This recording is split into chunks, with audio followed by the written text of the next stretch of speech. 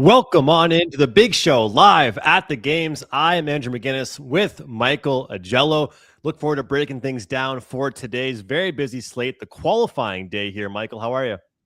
Doing well. With a lot of hockey. I have to confess, I did not get up at 6:10 a.m. to watch the first period of France and Germany, but I have watched the rest of it, and we'll be talking a lot about it today. Well, the table is set. We now know what the quarterfinal matchups will be. Let's start from what we most recently just saw. Sweden punches their ticket. Not the biggest shocker to us, of course. Sweden versus USA. What did you see out of Sweden? Any adjustments? Anything you saw in that game that really took that win for them? Well, Latvia was completely outmatched in this game. I think the only way they had one narrow way to win this game, and that was basically to keep it low scoring, keep it 0-0, hope that Sweden would make some of the mistakes that they made in the preliminary round. Clearly that was not the direction this was going. They got that early goal from Kempe. And once they started to get rolling, Latvia really didn't take advantage of their power play opportunities, and Sweden just kept building onto the lead. Even at 3-1, I don't think they thought they were in any kind of danger at all.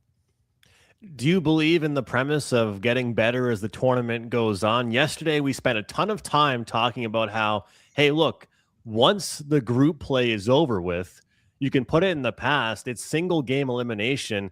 How do you feel Sweden has progressed throughout the tournament, or if they've improved since the start of the tournament? Well, the loss to Finland in their eyes was probably the low point because that's their arch rival. They seemed at times disinterested. I mean, when the early in the tournament, the going 2-2 against Italy. I mean, you had to be disinterested if you were losing to that collection of players. But now it's win or go home. So there's too much talent there for them not to, beat Latvia unless Latvia played the perfect game. I don't think they can get away with the effort that they've had earlier in the tournament against the United States, who they play tomorrow. So we'll see. Now, one of the things that was an advantage for them was because the game really wasn't in any danger.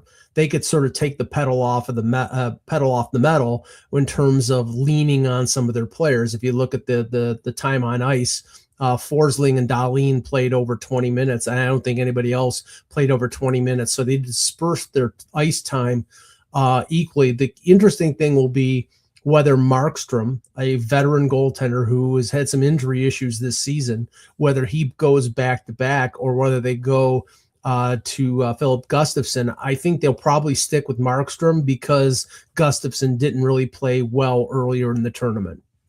That was a big discussion on the Canadian broadcast, speaking about that, the goaltending situation, the ride the hand, quote unquote. It's second half of back-to-back, but you ride the hot goaltender and the guy that got you there. You kind of already kind of took the question I was about to ask you about the goaltending situation, but you did mention it. Look, we came into this tournament with Gustafsson, Wallstedt, and of course Markstrom. And if you were to have ranked those goalies from 1 to 3, you might not have had Markstrom at 1 or 2. And here he is taking over in this position. I mean, obviously, let's get into Team USA versus Sweden, but I got to ask you, how much do you think that the back-to-back really matters? You're running on adrenaline. You're fired up. You know that this game had to be won before you could think about the game on Wednesday. But how much are you factoring in the back-to-back when you look at this game? I mean, I think it factors in slightly for Sweden because some of their key players are a little long in the tooth. I mean, Hedman, the one benefit with Hedman is he was out for a long time with recovering from an elbow surgery, and he only played a game or two before the Olympic break. So he, he's rested, and he'll just suck it up, and he's played in playoff hockey. So this is, this may be the last Olympics that he plays in. So he'll be able to do that. But guys like Erik Karlsson and Landeskog, who has had some injury issues as well, those are players that they playing a second of back to back, they may be a little gassed. We are live here on the Hockey News, the big show at the games, and really happy to have all of you with us. We'll be live a lot more throughout the games and hope to hear your comments, your questions, your concerns about the team you're cheering for. So let us know any questions you have, any comments, and Michael and I definitely want to hear the hot takes. So bring them on. We're here for them. Speaking of Michael Trejkos will be with us here in a few moments. Hopefully he is on site in Milan, and he is covering for the hockeynews.com, of course, doing some great work, and look forward to catching up with him. Looking at this matchup again here, Michael, with Sweden versus USA, you and I have been talking every day, so maybe I'm throwing some of the similar questions to you, but I'll recycle here a little bit. Good for the environment. Looking at this matchup here, I talked about the back-to-back scenario, but I'm going to use it for the other way. Besides the legs, mentally, you got a couple good goal scorers on the board today. You got a couple guys that made some really good plays. You feel pretty good for the most part.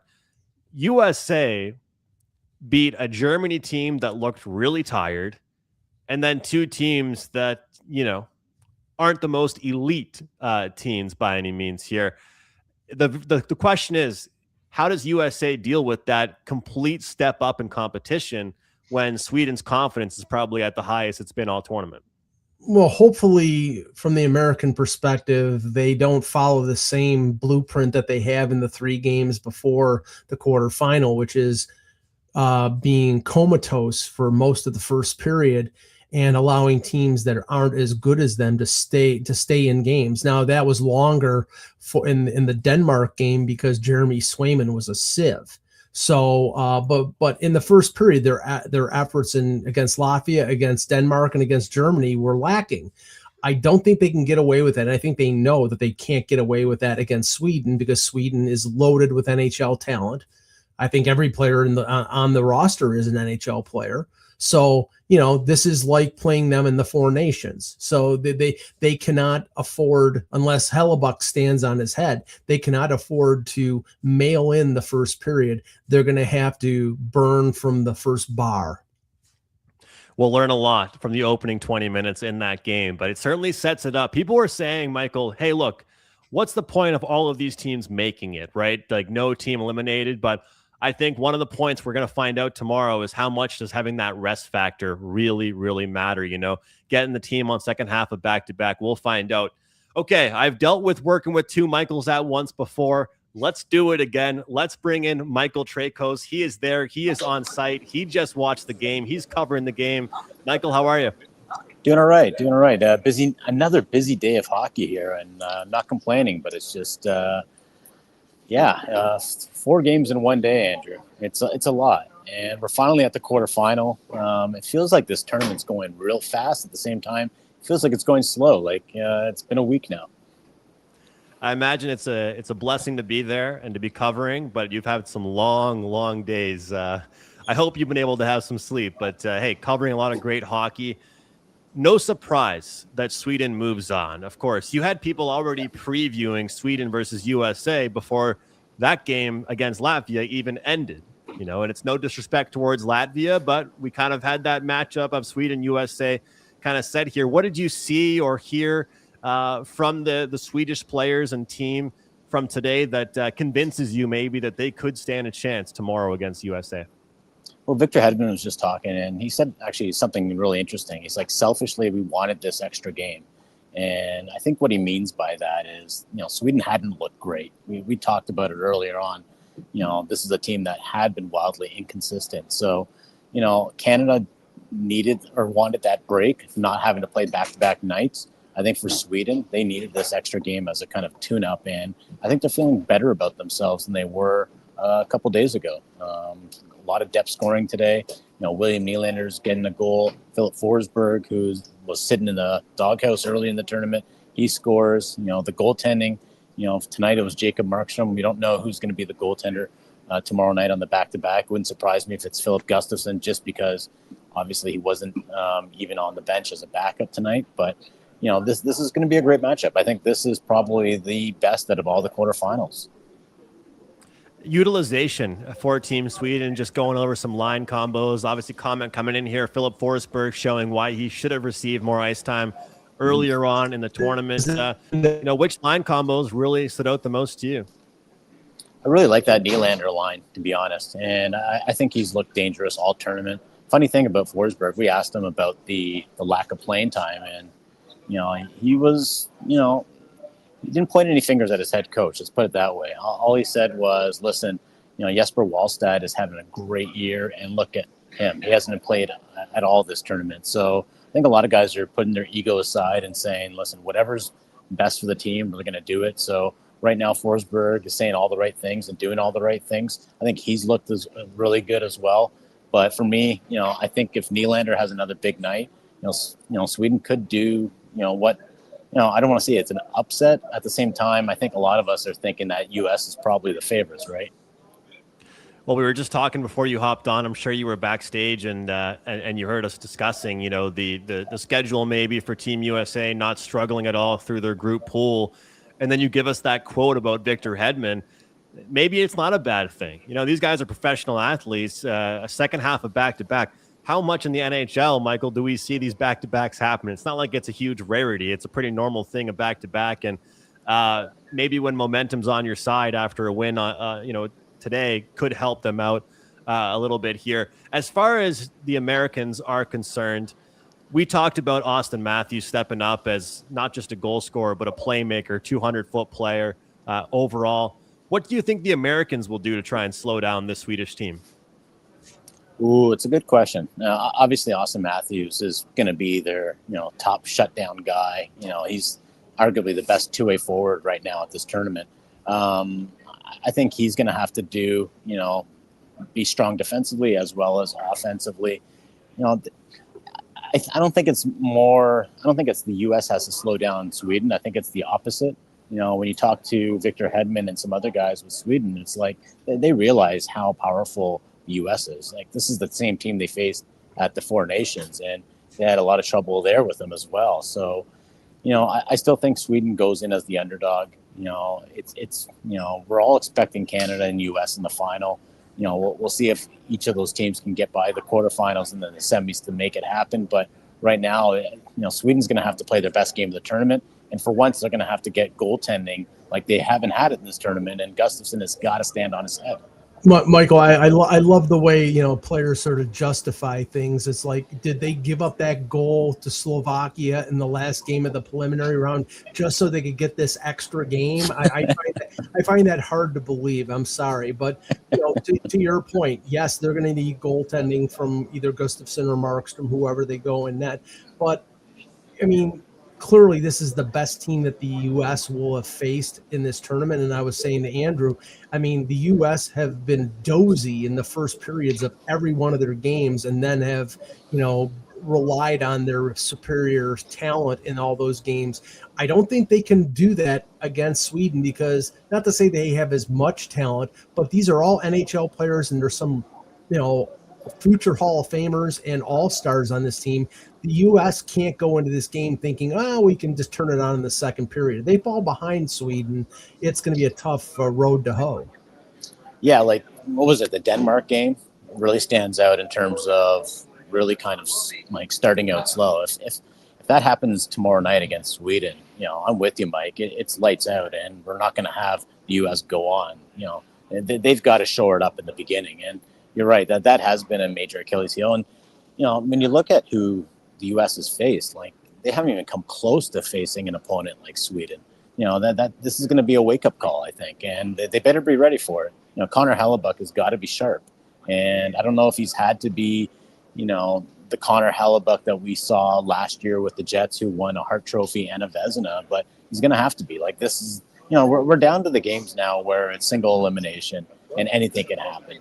While we all kind of were maybe secretly hoping that we were going to get an upset or, like a Latvia was going to surprise the Sweden, we all knew it wasn't going to happen. But now it could happen. It's funny. Like, I saw someone tweet, like, there was really only one upset in this entire tournament so far, and really was Slovakia against Finland. Like, other than that, it's been basically the better team has won. But, we all know Olympics, single elimination, and all it takes is a goalie to stand on his head or a team to get into penalty trouble, and the unexpected can happen. Well, they changed the color of the board, so everything should be fine with the U.S. goalies. There you go. It's funny. Well, Lucas Dostal was talking about that, actually. He said it made a huge difference. Oh, no, sorry, not Lucas Dostal. It was Freddie Anderson was saying that it made a huge difference. And, I don't know why they didn't do it earlier. Like, no one even tested this out or what? Well, you already kind of touched on it, but I'll circle back with the question on the screen there. Just talking about the little minimal reality check the Americans got, in their previous game or in the game against Denmark. And, coming in maybe a little overconfident that game against Germany. Do you think, guys, I'll go for both of you. Start with you, Tracos. Like, do you think that maybe it's not just, I like to say that lower scoring is correlated with one team, higher scoring is correlated with the other. But when you look at this matchup from where I'm sitting, I think Sweden's got the forwards as well to say, hey, we'll go first to 4 with you. We'll go first to 5 with you. But as you mentioned, the goaltending is going to be so key for them. But did the Americans get enough of a scare, at least in the first period in some of their games, to make sure they're still, sharp and battle tested? Yeah, I don't know if they got a scare that's going to make them battle tested. What I'll say is, Austin Matthews has really improved with each game. And, that line that he's on with Matt Boldy looks like their best line, or at least, one of their 2 best lines. Obviously, the Tkachuk line with Eichel has been strong all tournament. But, it just seems like the longer this tournament's going on, the more players are kind of finding their rhythm, finding their chemistry with one another. So, I honestly think that, if I was going to go head-to-head matchups, does Sweden have the edge at forward? I would say, Sweden and U.S. are probably, they're pretty much even at forward. I might give the edge on the back end to Sweden, and then in goal, I'd probably give the edge to the U.S. Add it all up, and we should probably get a real good matchup. And Hedman was saying, the key is going to be staying out of the box. We know how good that power play is for the U.S. And, really it could come down to, which team is more disciplined. I also think the part of it's going to be coaching, because we know the Swedish coach has taken a lot of hits in this tournament for his questionable lineup situations. He actually used Philip Forsberg in this game, miracle of all miracles. But now, I can't blame him if he doesn't use Markstrom and he uses Gustafsson with back-to-backs, and Markstrom being, a veteran goaltender.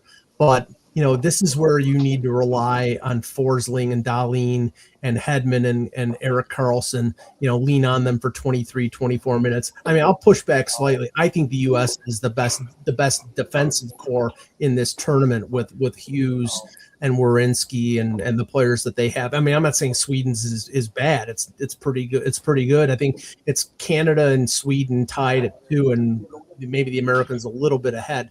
But they pack a punch offensively, and if players like Nylander and Eriksson Ek and some of their other forwards, match the Americans' effort up front, then it's going to be a very close game. Well, you touched on it earlier with me, Mike, when looking at the 4 nations, and Wyatt here commenting in saying, is everybody forgetting Sweden beat the U.S. at the 4 nations? Can that give them some confidence going into this one? Yeah, possibly. A lot of these rosters are the same that we saw at the 4 nations. So, at least they know it can be done. And, again, Sweden had a spotty tournament, but I think if we would have asked each other at the beginning of the Olympics, before any games were played, who are the top 3 teams? I'd be hard pressed not to have Sweden in my top 3. I probably would have said, Canada, US, Sweden. So, again, we can say all we want about the, Czechia's got their hands full with Canada, but I think this one is going to be, a real good match. And, Wyatt's right. The fact that Sweden already knows that they can beat the U.S., that's probably got to be a big confidence boost. We're just going to have to see, back-to-back games haven't fared well with a lot of teams. We saw Germany and how they played on the back-to-back against the U.S., and they looked, exhausted. Leon Draisaitl looked gassed in that game. So what are we going to see from Sweden tomorrow? Are they going to be a little bit gassed?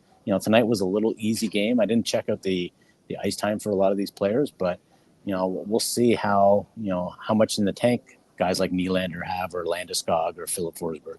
one of the caveats to Wyatt, I have to tell him, is that the U.S. didn't need the game against Sweden. It was the last game. They were 2-0. So not to say they laid down to the Swedes, but it was a game that they didn't need. They knew they were going to be facing Canada in the final. So they, that's a asterisk on that. Well, it's always interesting when you get to see two teams go head to head more than once in the same tournament. Obviously, group play is group play, but then here comes the quarterfinal matchup.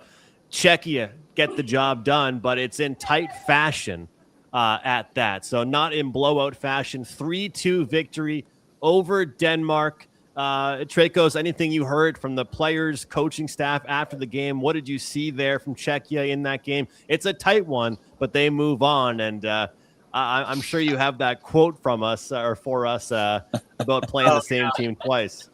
Yeah, Martin Nashis with the quote of the tournament. We asked him about facing Canada again. He said, listen, we let them win the first one because we know we're not going to be going to win 2 in a row against Canada. And I thought that was hilarious. He's probably right. Like, if you're going to beat them, this is the time to beat them. And Nashis, man, he's been on fire. What a goal he scored tonight. He's been their most dynamic and most dangerous forward at this tournament. We still haven't seen the best of David Pastrnak. I know Mike and I were kind of criticizing him earlier in the tournament. And, if Pastrnak can match what Nashis is doing and Nashis can kind of continue what he's doing, they're going to give Canada a little trouble. But let's be real, guys. Does anyone really believe that Canada is going to lose against Czechia, a team that they beat 5-0? And just with the way that Canada is rolling in this tournament, I just don't see it happening.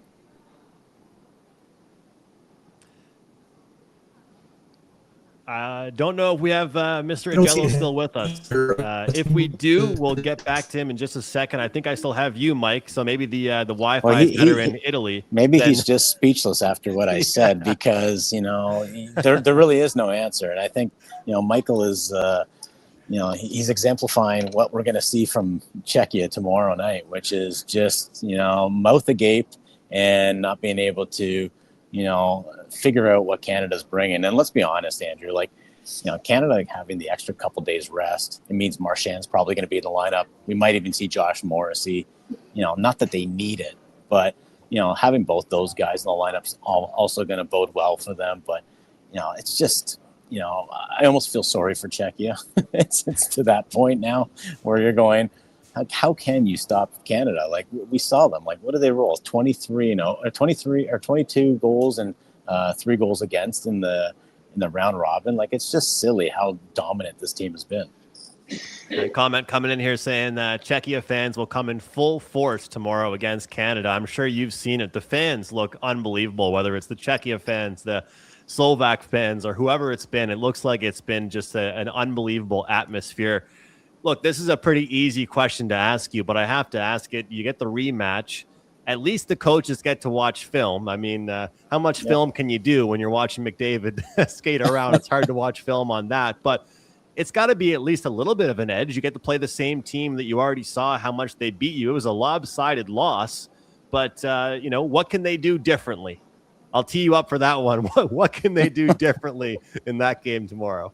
Well, what they need to do is, have the performance that they had in the first period. And if you remember, that first period was looking fairly even up until I think Canada scored a late goal in the end of the first. But, I think what we're going to have to see from Czechia is Lucas Dostal stand on his head. And let's not forget, he was in net tonight. So it's a short turnaround for Dostal. Looks like he's going to get the start again tomorrow. We asked him about it. How comfortable is he playing in back-to-back? Has he ever done it? Does he do it a lot?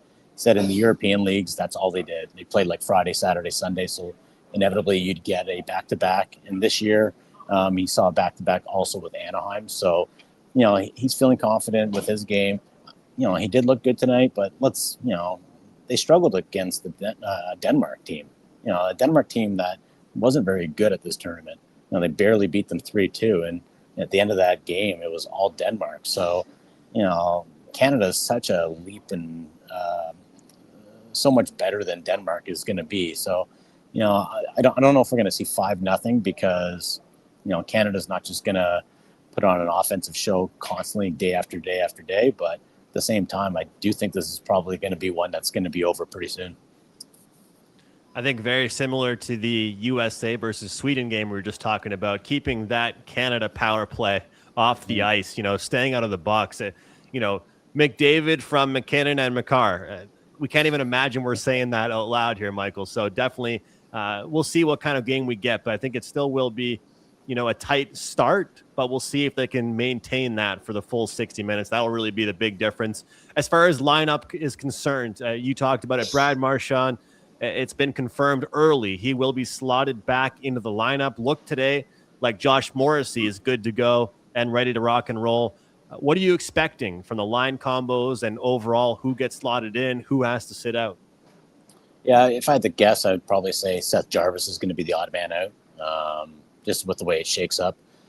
Nothing against Seth Jarvis, but I heard rumblings that, some fans were like, oh, maybe Nick Suzuki could, find his way out of the equation. I don't think that's going to happen at all. John Cooper loves Suzuki, called him a Swiss Army knife where he could play him anywhere in the lineup, including on defense or goal. And this guy's going to do the job for you. So they're real high in Suzuki, especially if you're going to take McKinnon off that his line and put him with the Macklin Celebrini and Connor McDavid. Suzuki has been slotting in for McKinnon's spot. So that one seems pretty set. Good question, though, on defense. Like, who does Josh Morrissey replace? And, Shea Theodore, I'd say he's had an underwhelming tournament. So, that could be an option where Theodore ends up as the odd man out. But, we haven't been told how Canada's thinking, or even if Josh Morrissey is 100% going to be in. It just looks like he's going to be in, or at least he's an option to be available. I know there were some penalty kill minutes, but if you would have told me, Michael, that Travis Sanheim would lead the team in minutes in their last game of group play, probably wouldn't have believed you in that one. So it bodes well for him and how he's played. And look, I got to mention this. I've made it very clear. I need the work I've done with the Hockey News. I'm a Canadiens fan. I think that Nick Suzuki is on there for defensive zone play. I don't think he made the roster for offensive zone play, right? And again, it's tough to play with elite players like McKinnon, and maybe that Hagel, McKinnon, Suzuki line hasn't been great, but I think the difference for Suzuki is coming into these games, the quarters, the semis, the gold medal game, if they get there, is the defensive zone reliability you talked about that John Cooper really believes with him. So before we move on, any closing thoughts as we approach this one? It is a revenge game. 5-0 was the final score of the first meeting. Closing thoughts as we preview Canada versus Czechia.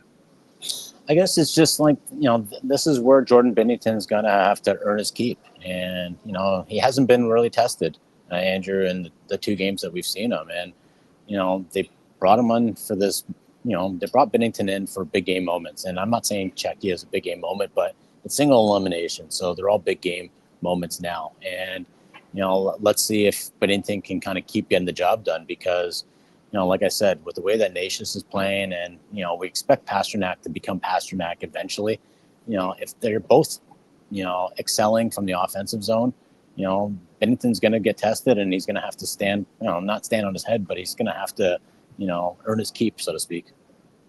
Let's move forward to Germany and Slovakia in this one. Of course, Germany will be second half of back-to-back. Slovakia gets to sit back and wait for their opponent to be ready and good to go.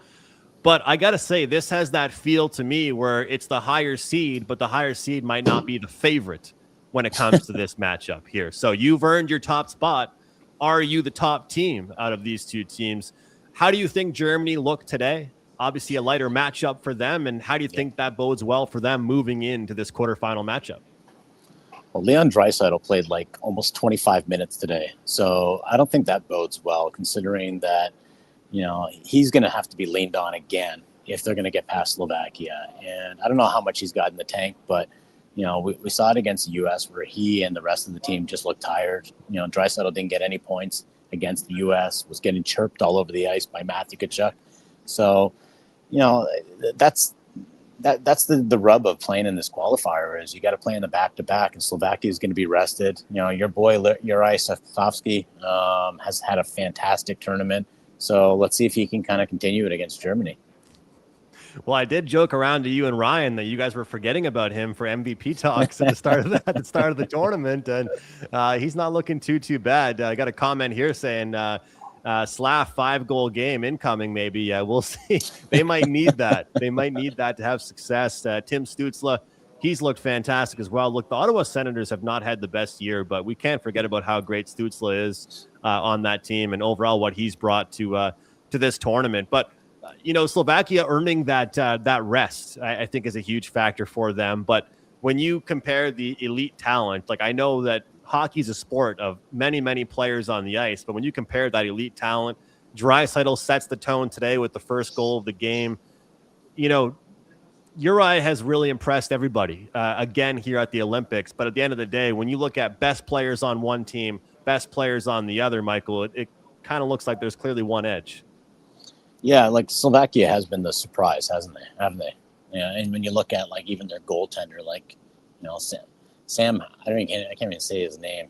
Can you pronounce his name there, Andrew? Samuel Halavai, I think. Halavai. Okay, Ryan's gonna kill himself because he loves my mispronunciations. But he's had a strong tournament. Again, this is a team that I don't think any of us were picking to be a gold medal or even a medal threat. So, the fact that Slovakia earned themselves a bye to the quarterfinals, they've already succeeded in my mind. Yeah, they've looked really solid. And I think that that's going to be a big test for them. I think in a funny way, even though they're the top seed, heading into it compared to Germany, I think they're going to have to survive the wave of Germany in the first period. A team riding momentum, feeling confident. Germany looked flat. They looked like they didn't have it against the Americans. That was the big game as far as that pool was concerned. And then, of course, they come into this qualifying matchup, and there they go with that one. And here comes Mike in Buffalo. Welcome back. Yeah, well, we're having power outages and internet outages in Buffalo. It must be, we know that Buffalo always watches hockey all the time. Maybe they saturated the internet with, I don't know. Sorry, guys. But I don't know where we left off here. But Andrew, lead me through the jungle here. Tell me where we're going. We've talked about the Canada game and the United States game. We're talking about the two other games now. We just discussed Germany and Slovakia. I kind of said here that it's, one team is the higher seed, but are they the favorite going into this matchup?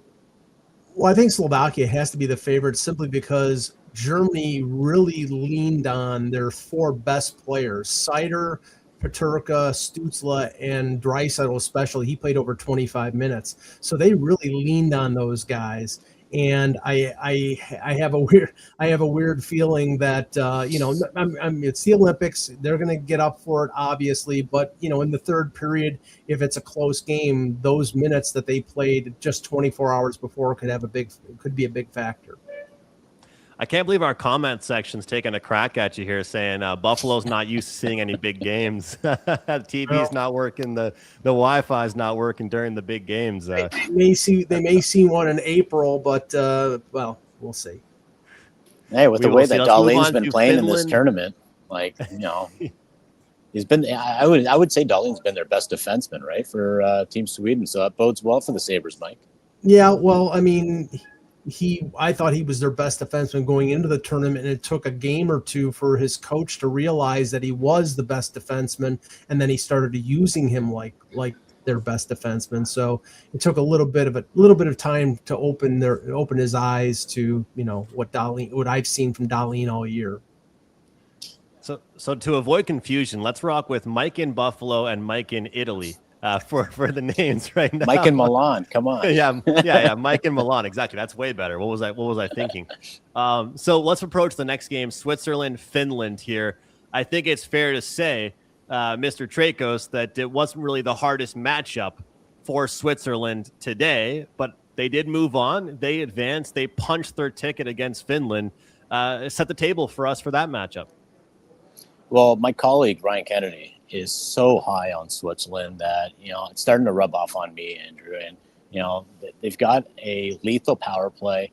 You wouldn't think it when you see just the kind of personnel that they have on the ice, but it's like with Swiss precision they operate. And, I think the Swiss are going to be a terrible out for Finland. I think this one, I don't even know if we can call it an upset, but I think Switzerland's going to, I'm predicting a Swiss win against the Finnish. Ooh. Well, I would be more confident of that prediction had Kevin Fiala not broken his leg. I think he's one of their best players. Now, I'm not putting anything past the Swiss. You saw what the women's team did against Canada, and they sort of play a similar style. They both play that sort of keep the defense first. Take advantage of special teams and offensive opportunities. I just think the Finns are the better of the two teams. But if Saros does not play well, to the comments point, then then I think Switzerland has a chance. They have a chance if it's a low scoring game. If the Finns, if Rantanen and Aho really get going, then I think they could run up the score. It's going to be a good one. I think we're gonna find out early on here if Swiss can battle. I think it's a bit confusing for me, and hey, maybe Ryan and Michael can that can rub off on me cheering for the Swiss team, but it's tough because of the matchup they had today. That's what I find difficult, because you can look at the performance and you could say good defensively, but it kind of is like when Sweden played Italy early in the tournament, and we were all like upset at Sweden for not putting like 8 goals up on the board. It's almost like a disrespectful thing to think, but it's like even if you get the win, you feel like they should have done it more, which is a weird way to look at it. But I think Switzerland overall is playing well. And Mike, in Buffalo, you've been talking about that style about the women's and men's program for how Switzerland likes to play. So, you guys already discussed it, but I'll just circle back for just very short answers here, guys. Key players for both teams, the keys to the win here. Well, I think Saros for sure for Finland. He's had a really good tournament. I'm looking at his stats right now, like a 945 save percentage, goals against at 134. Those are solid numbers, and those are the kind of numbers that he's going to have to continue to put up, against a Swiss team. But, again, I wish Finland had Barkov. If they had Barkov, then you're going, that's a gold medal threat. Without Barkov, this is a team that, probably hopes to get a bronze at best. But, I think this is going to be a real competitive game. We're going to get a lot of competitive games. I think the American Sweden game is going to be competitive, and I think this one's just going to be as competitive.